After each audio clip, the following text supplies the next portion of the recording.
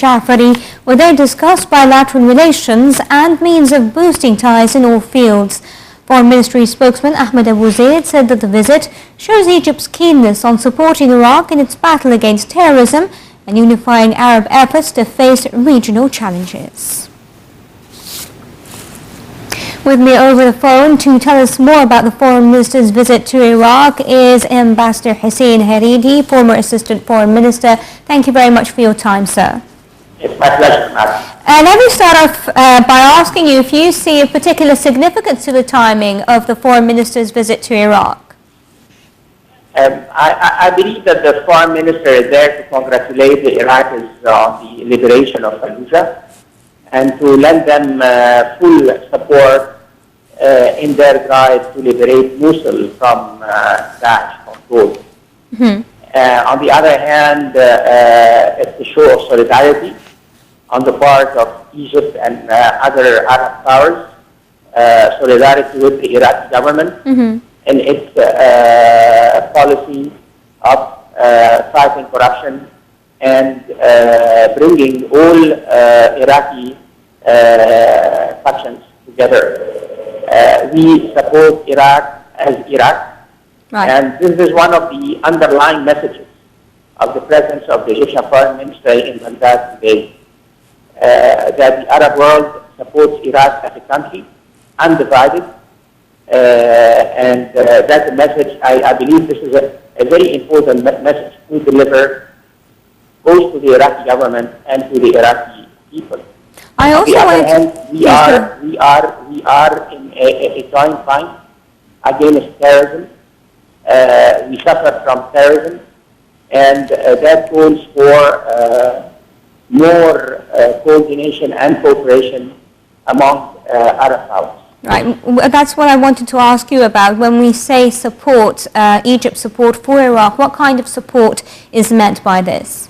It's support, material, psychological, political, support in the field of security, support in international organizations, support within the context of the Arab League.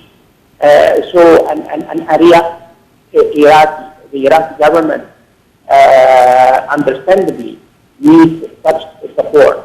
There was a time when Iraqis felt that the Arab world is not standing by that fight. Right. And this page has been turned, and I guess the visit of the Egyptian Foreign Minister comes in this context also, madam. Okay, I thank you very much for your insights, Ambassador Hussein Haridi, former Assistant Foreign Minister. Still with the Foreign Ministry, where spokesman Ahmed Abu Zaid expressed Egypt's condemnation of the terrorist attack which occurred south of the Bahraini capital, Manama, on Thursday, killing a woman and injuring 3 others. Abu Zaid stressed on Egypt's support of the Bahraini kingdom in fighting terrorism in the region. He went on to extend Egypt's condolences to the victims' families and wish the injured a speedy recovery. The Arab League has also condemned the terrorist incident that targeted innocent civilians.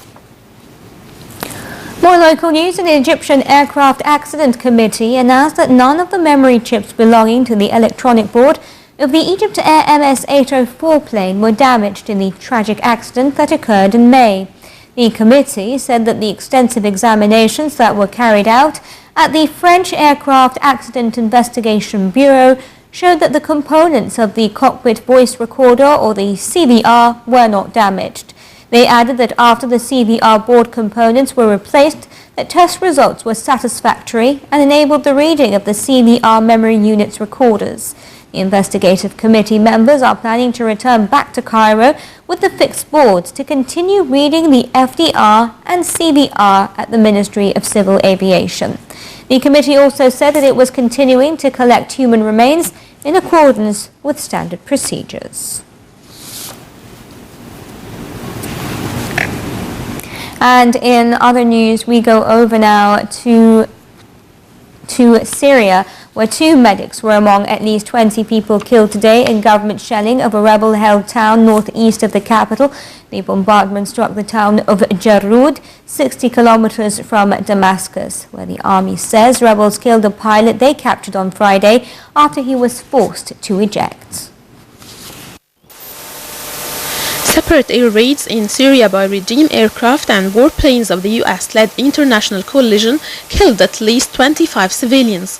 The Syrian Observatory for Human Rights reported that President Bashar al-Assad's air force attacked a crowded market in Aleppo's cities of Tariq al-Bab, killing 11 people. It added that another 5 people were killed in an air raid on the southern rebel-held neighborhood of Sheikh Said. Meanwhile, the Britain-based Monitor said rebel bombardment of government-held districts killed 2 civilians in the city that has been divided since July 2012. It also said a coalition raid on the city of Manbij, where US-backed fighters are battling Daesh militant group, killed 2 women and their 7 children.